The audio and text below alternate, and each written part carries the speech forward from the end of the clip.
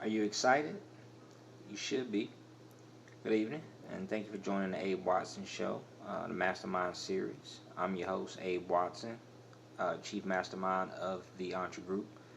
The purpose of the Mastermind series is to document the implementation of the science of the success philosophy, the business model of knowledge brokering, as well as the new technology, software, and devices used in making this series. So let's get into tonight's subject. What used to be the game? Well, what used to be the game for us was to go to school, make good grades, graduate high school, attend college, graduate, get a good job, buy a house, pay taxes, and become a good citizen. Okay, that's what most of us were taught.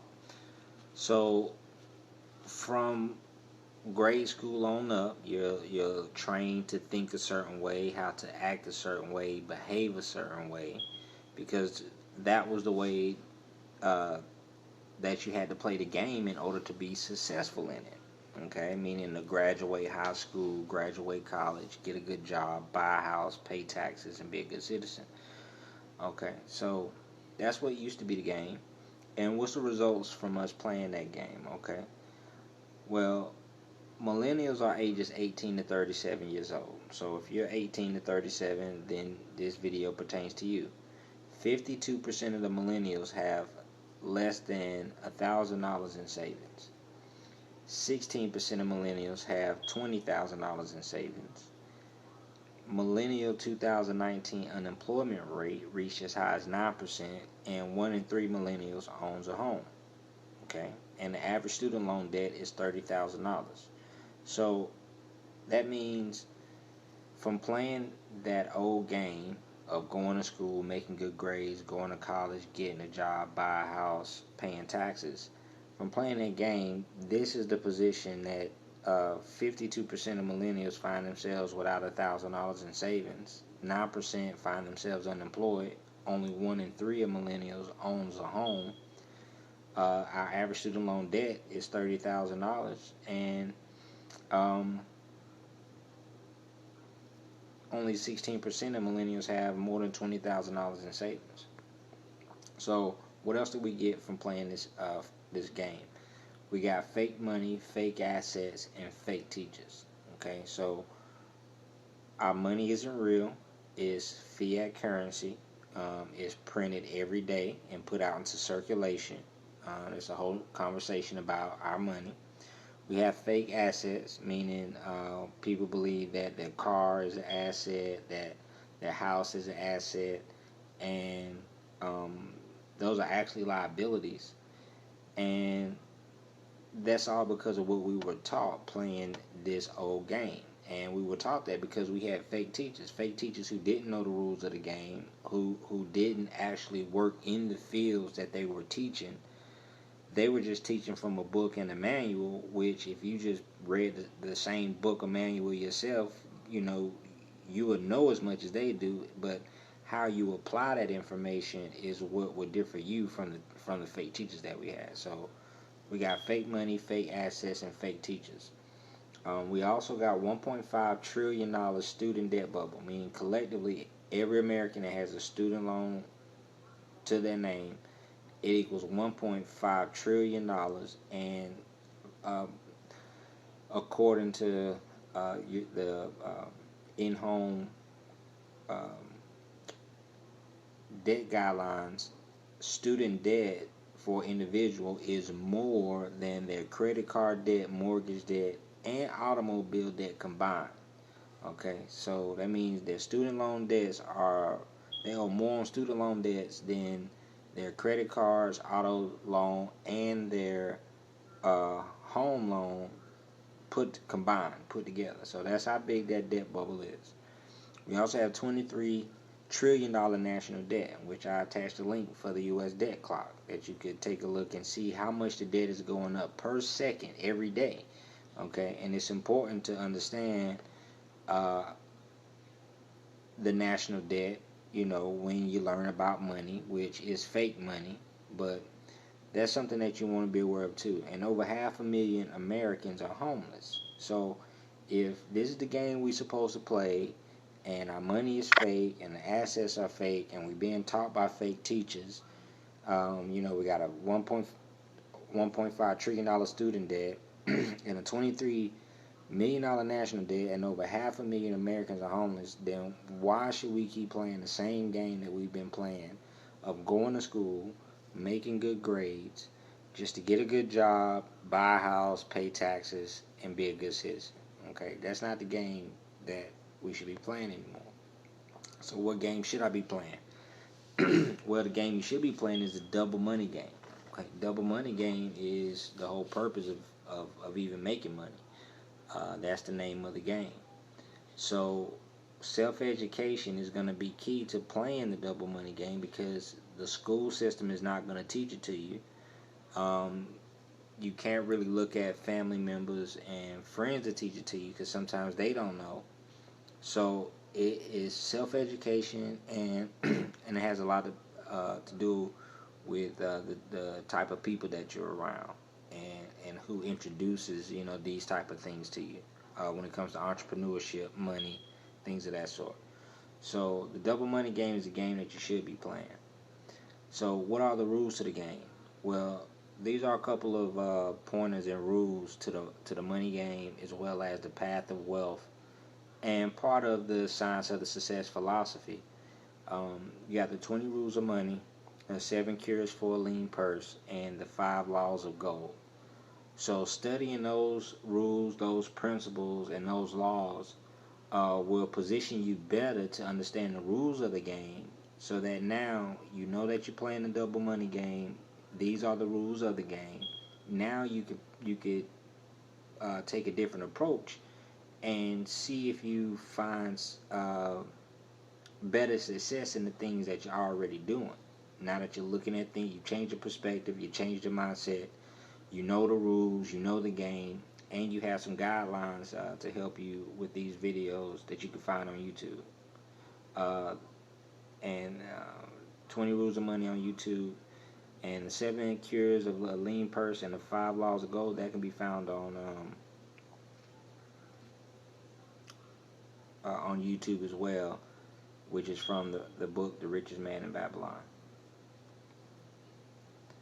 So how do I play the game? Okay.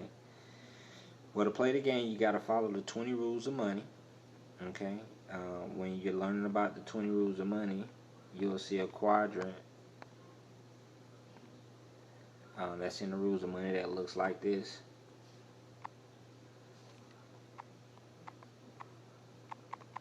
You got credit, income, savings, and investments. So you'll see that quadrant and how it's really important when you first learn the 20 rules of money, because these are all going to be instruments and tools that you can use while you're playing the money game. Okay, just like if you play basketball, you need a ball. You play football, you need the football. This is the main tool that you need while you're playing the money game. These are your tools: your credit, your income, your savings, and your investments. So the next way of playing the game and how to play the game is take a position. Okay, you're either going to be an employee, self-employed, a business owner, or an investor. Okay, when you learn about Robert Kiyosaki's cash flow quadrant, it looks like this.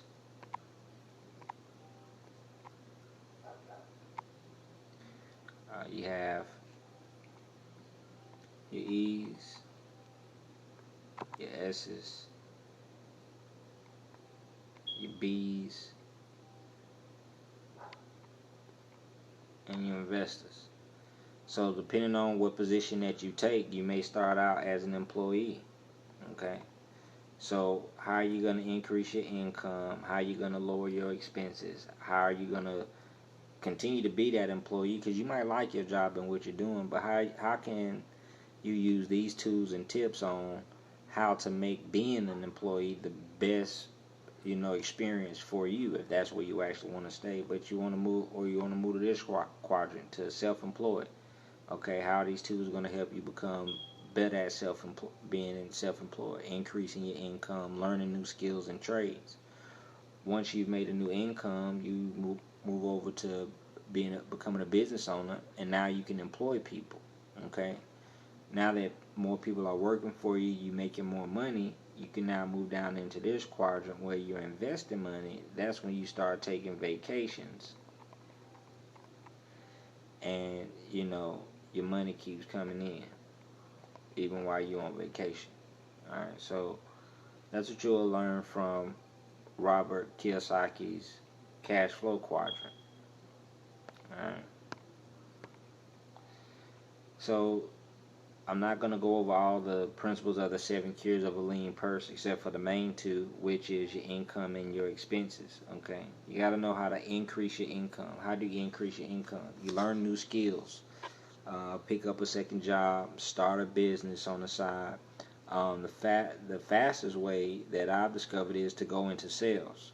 I've been in sales for almost over, or at least 15 years, and I've worked on commission most of that time. So I've sold cars, insurance, uh, you know, telecommunications, things of that sort. So you always got to learn a new skill, but sales is what worked best for me. Okay, and then your expenses. Your expenses is you got your fixed expenses and your variable expenses. Your fixed expenses, they're gonna come every month, every 30 days.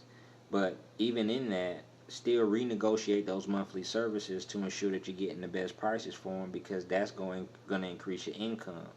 The more your expenses are decreased, the more your income is increased. So your cell phone, car insurance, everything that has like a subscription or a membership, audit yourself to make sure that you're not just throwing away money, and to make sure that you can't get a better deal someplace else. So get your expenses.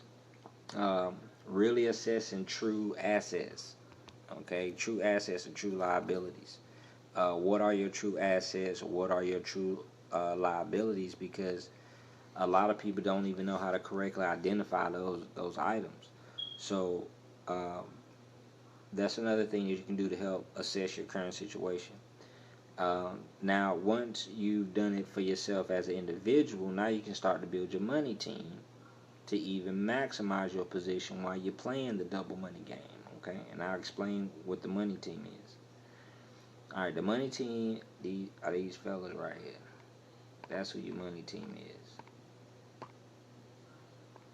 Okay, you got your accountant.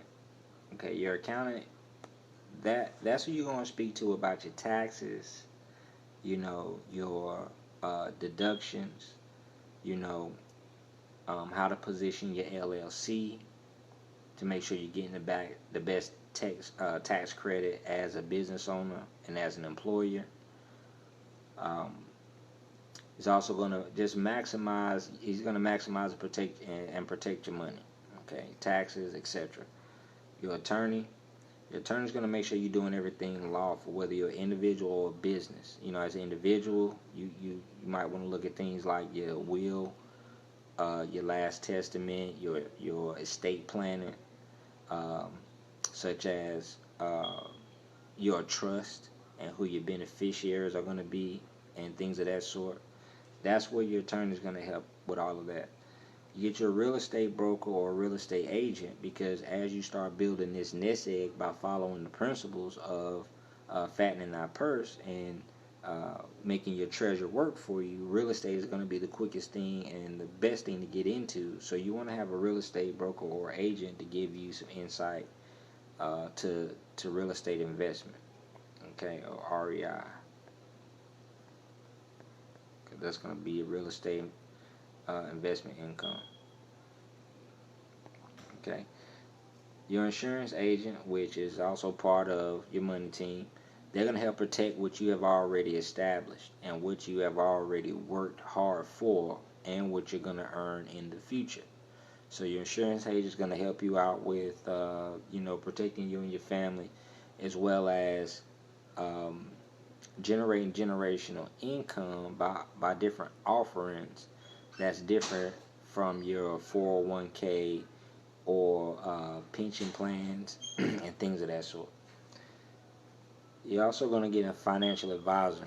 Financial advisor is also going to be the person that you go to that is more wise in handling the money. You know, where to safely invest your money, where to be most profitable in placing your money outside of, the insurance agent and what you invest in real estate. Okay, so, uh, and a mentor. A mentor is going to be the last, well, not the last, but also part of your money team. Because that's going to give you an accountability partner, somebody to hold you, whether it be to a schedule, whether it be to a certain goal that can just check up on you, and also so that you can get encouragement and things of that from too. So that's your money team while you're playing the money game. Okay, and now you ask yourself, well, why should I play the money game? Well, first of all, you get introduced to financial statements while you're playing the money game and building your money team and talking to an accountant and your lawyer. Okay, your financial statement, okay, that's your adult report card.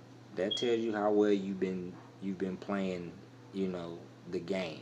You know, that's your balance sheet, cash flow statement, statement of income, and statement of owner's equity.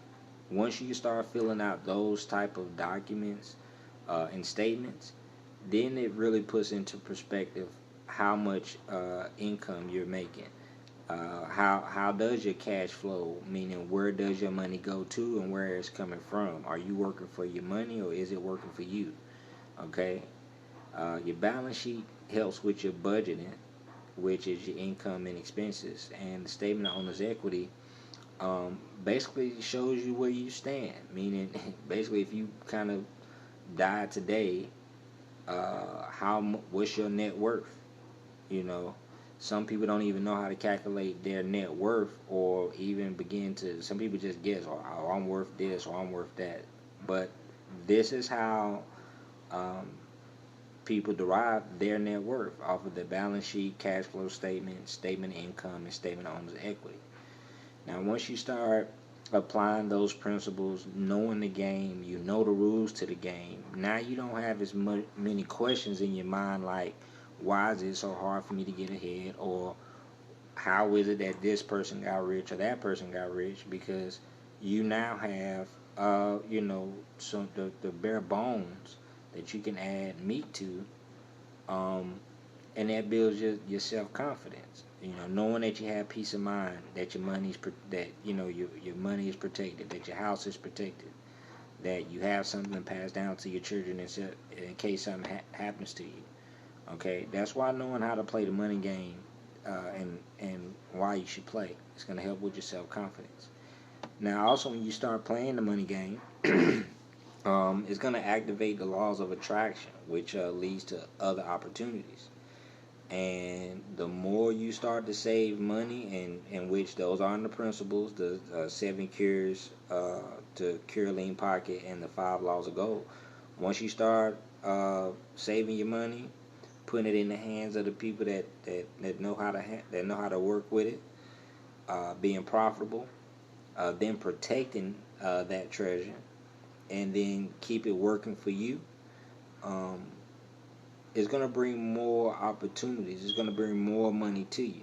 It's going to bring some other things too, but it's all about what you put out, into the universe. So you're gonna activate the law of attraction when you start playing the money game. All right. So that's pretty much that's it for the this first video of the Mastermind series of the Abe Watson Show. Again, I'm Abe Watson. I appreciate you for watching the video. And this is the Double Money Game Introduction to the Science of Success Philosophy. So you can follow me on Instagram at the Abe Watson Show, and Also, like and follow my page, because that's where most of the videos will be coming from. So y'all have a good night, and thanks again for watching.